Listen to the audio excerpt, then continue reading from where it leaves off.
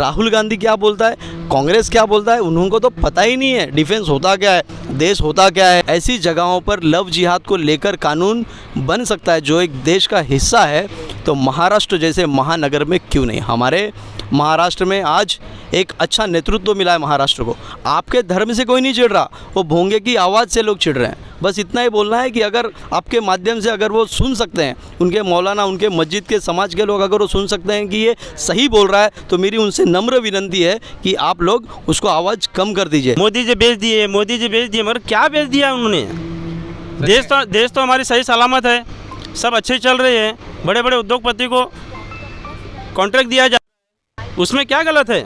और ये अपने सत्ता के लिए जनता को भड़का रही है कि मोदी जी बेच दिए। मुझे तो नहीं लगता मोदी जी बेच दिए। नमस्कार, मैं जी न्यूज़ में आप सभी का स्वागत करता हूँ। एक सर मैं अंधेरी में मौजूद हूँ और हमारे साथ बीजेपी के कार्यकर्ता भी मौजूद है, तमाम नेता के। और सर, सबसे पहले आपसे सवाल करना चाहूँगा राम मंदिर को लेके। जिस तरीके से राहुल गांधी जी हमेशा बोलते रहे कि हमारी सरकार होती तो राम मंदिर हम बनवाते थे और 370 भी हम हटवाते थे, आप क्या कहना चाहेंगे? सबसे पहले मैं जी न्यूज़ के चैनल के माध्यम से राहुल जी को ये बताना चाहता हूँ कि 70 सालों से आपकी सरकार थी, लेकिन आप 70 साल हो गए आपके कार्यकाल में, बट आपने राम मंदिर को तो छोड़िए, राम मंदिर की बात तक नहीं हुआ आपसे। आप क्या राम मंदिर बनवा देते? राम मंदिर बनवाने के लिए 36 इंच का सीना चाहिए, जो हमारे मोदी साहब के पास है। और उन्होंने ये याचिका खारिज करवा दी कि राम मंदिर बनना ही नहीं चाहिए। उन्होंने वो क्या बनवा देते राम मंदिर? राम मंदिर तो बीजेपी के कार्यकाल में ही बनना था और उन्होंने इसको पूर्ण करके दिखाया है। और सम्मान मैं उस मोदी सरकार यानी बीजेपी की सरकार को देना चाहता हूं, माननीय आदरणीय मोदी जी को, जिन्होंने अपनी सत्ता के बलबूते और कार्य करके दिखाया, राम मंदिर बनवा के दिखाया। आज जाके देखिए राम मंदिर का कितना भव्य निर्माण हो रहा है। और राहुल गांधी जो बोल रहे हैं कि मैं बनवा देता, मैं ये कर देता, राहुल गांधी ने आज तक किया क्या है? या उनकी सरकार ने क्या किया? कांग्रेस वालों ने जगह जगह पर दंगा करवाया, जगह जगह पर जब देखो तब उन्होंने क्या बना दिया ऐसा कि हम उनका गुणगान करें?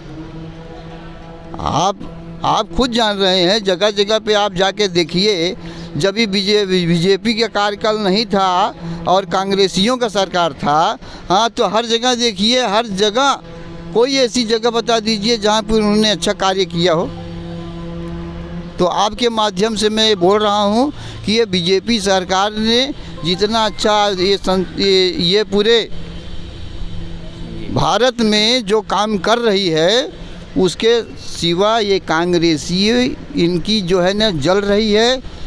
ये कुछ नहीं कर सकते, अपनी सत्ता पाने की लालच में कुछ भी बोलते जा रहे हैं। इनको बोलने दीजिए, लेकिन जो काम आज हो रहा है वो पहले नहीं हो रहा था। मैं यही बोलना चाहता हूँ कि जितने भी हमारे युवा सरकार हैं, हमारे हिंदू संगठन वाले हैं, वो हमारे मोदी साहब को जो है सपोर्ट करें। और हमेशा देखिए ये भारत जो है अपना परचम लहराता रहेगा और हर काम जो नहीं अभी तक हुआ है वो काम होगा। सर, दूसरा सवाल आपसे करना चाहूँगा। ईवीएम को लेके जिस तरह से विपक्ष हमेशा आरोप लगाता रहा है कि बीजेपी हमेशा घोटाला करती रहती है, आप क्या कहना चाहेंगे इसको लेकर? सर, कैसा है, ईवीएम को लाने वाला कौन है? बीजेपी, कांग्रेस सरकार। ईवीएम मशीन को लाया कौन था? कांग्रेस ने लेके आया था। उसके पर जब कांग्रेस की सरकार थी तब तक तो ईवीएम सही था। जैसे बीजेपी की सरकार आई तो इनको अभी इसमें ईवीएम में घोटाला लगने लगा। इनको पता चल गया कि अभी ईवीएम रहेगा तो आप कभी ज़िंदगी में जीत नहीं सकते, इसके लिए लोग ईवीएम को वो करते हैं। ऐसी बात हुई थी कि जब तक सर लेके आप क्या कहना चाहेंगे? देखिए, अभी आपने मुंबई में आपने देखा होगा, संडे को ही सकल हिंदू मतलब पूर्ण मुंबई में जितने हिंदू समाज रहते हैं उनके माध्यम से दादर शिवाजी पार्क के नज़दीक में वहाँ पर एक जन आक्रोश मोर्चा निकाला गया। मुंबई के सभी बड़े नेताओं ने, हिंदू समाज के नेताओं ने, और आपने देखा होगा हैदराबाद से वहाँ के शेर विधायक TN राजा भैया वहाँ पर आए हुए थे। उन्होंने इस बहुत अच्छे से मुद्दा रखा। अगर आप देख रहे हो पूरे देश में तो महिलाएं, जो यंग महिलाएं हैं हिंदू समाज की, वो सुरक्षित नहीं हैं।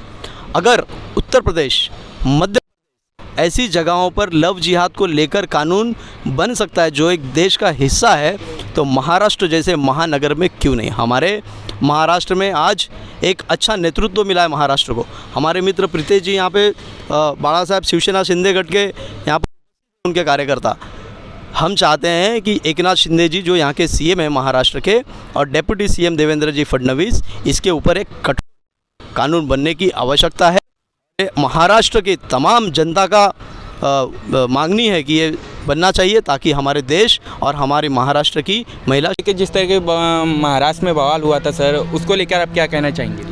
देखिए, भले हम भारतीय जनता पार्टी के कार्यकर्ता हैं, लेकिन भारतीय जनता पार्टी की ये संस्कृति रही है कि जो अच्छा काम करता है उसका नाम लेना चाहिए। आदरणीय राज साहब ठाकरे ने, जो महाराष्ट्र नवनिर्माण सेना के अध्यक्ष है, उन्होंने एक अच्छा मुहिम छेड़ा था। वो मुहिम कोई गलत नहीं मुहिम था। अगर आप सबसे पूछोगे एक आम इंसान को, लाउड स्पीकर, हमें उनके धर्म से कोई लेना देना नहीं है, हमें उनके समाज से कोई लेना देना नहीं है। आप अजान देते हो वो भी अच्छी बात है, लेकिन अजान क्या कहता है, आपका कुरान क्या कहता है, उस माध्यम से अगर आप वो अजान देते हो ताकि लोगों को भी अच्छा लगे। इतना बड़ा आप भोंगा लगा दोगे, एक मस्जिद और वहाँ पे 22 भोंगे, उस पर अगर आप चिल्लाओगे तो लोगों को तो डिस्टर्ब होगा ना। आपको पूजा करना है, आप अपने घर में कीजिए, आपसे किसी को लेना देना नहीं है। इस सेकुलर देश है ना, आप भी रहते हो, हम भी रहते हैं, सबको रहने में मज़ा आ रहा है। यहाँ पे लड़ाई, लेकिन अब लोगों को परेशान करो, कोई आम आदमी भी किसी को परेशान करे तो सामने वाला चिढ़ जाता है। आप इतने ज़ोर से चिल्लाते हो, उस पर आपत्ति नहीं है, लेकिन आप कि आपने जो भोंगा लगा दिया है उसके वजह से जो डिस्टर्बेंस होती है वो एक आपत्ति है, और कुछ नहीं है। अगर आप भोंगे को आवाज़ कम कर दिया जाओ, जो गवर्नमेंट का नॉर्म्स है, जितने डेसिबल पे आपको रखना है आप वो डेसिबल पे रखिए ना, आपको कोई डिस्टर्ब नहीं करेगा। आपके सपोर्ट में पूरा हिंदू समाज खड़ा रहेगा, अन्य समाज, आपके मुस्लिम समाज भी आपके साथ खड़े रहेंगे। जो मुस्लिम समाज पढ़ा लिखा है वो भी ये नहीं चाहता है कि ये डिस्टर्बेंस हो, और भोंगा का आवाज़ कम होने से शांति होगी। लोगों को शांति चाहिए, अच्छे से चाहिए। आप रोज़ करते हो, परेशानी बढ़ जाती है, इसलिए लोग चिढ़ते हैं। आपके धर्म से कोई नहीं चिढ़ रहा, वो भोंगे की आवाज़ से लोग चिढ़ रहे हैं। बस इतना ही बोलना है कि अगर आपके माध्यम से अगर वो सुन सकते हैं, उनके मौलाना, उनके मस्जिद के समाज के लोग अगर वो सुन सकते हैं कि ये सही बोल रहा है, तो मेरी उनसे नम्र विनती है कि आप लोग उसको आवाज़ कम कर दीजिए। नहीं तो राज साहब ने, आप देखा होगा, एक मुहिम निकाले थे कि क्या क्या उसके रूल्स में उन्होंने एक पैम्पलेट बांटी थी। उस पैम्पलेट को अगर आप पढ़ोगे, और अगर एक आम आदमी जो घर में रहता है, जो बाहर निकल कर लड़ाई नहीं कर सकता है, अगर वो उस चीज़ को फॉलो करो। अग्निपथ को लेकर जिस तरह से विवाद चालू था और बीजेपी सरकार को हमेशा घेरती रही है सरकार, तो क्या कहना चाहेंगे आप? देखिए, अगर आपने कांग्रेस का इतिहास देखा होगा तो चाचा नेहरू जो पहले प्रधानमंत्री, ऐसा डिक्लेयर उन लोग करते हैं कि हमारे देश के, उनका बोलना था कि इस देश को फ़ौज की ज़रूरत ही नहीं है।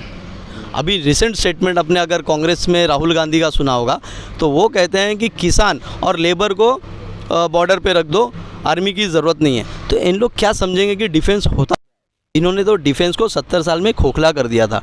डिफेंस आज हमारे भारत देश का बहुत मजबूती से खड़ा हुआ है, पूरे विश्व को हम चुनौती दे सकते हैं, हमारी ताकत इतनी अच्छी हो गई है। अग्निपथ में जो युवा यहाँ पर काफ़ी अच्छे थे, मजबूत थे, जो करप्शन के वजह से जा नहीं सकते थे, जिनकी इच्छा थी देश सेवा करने के लिए, आज अग्निपथ से वो वहाँ पर ट्रेनिंग ले सकते हैं, मजबूत पैसा कमा सकते हैं। और जिन लोगों को अगर लगे कि हमको आगे नहीं करना है, तो उसमें ऑप्शन है कि जो पैसा आप कमा लोगे इतने कम समय में, उससे आप कर सकते हो इस देश के लिए, फैमिली के लिए।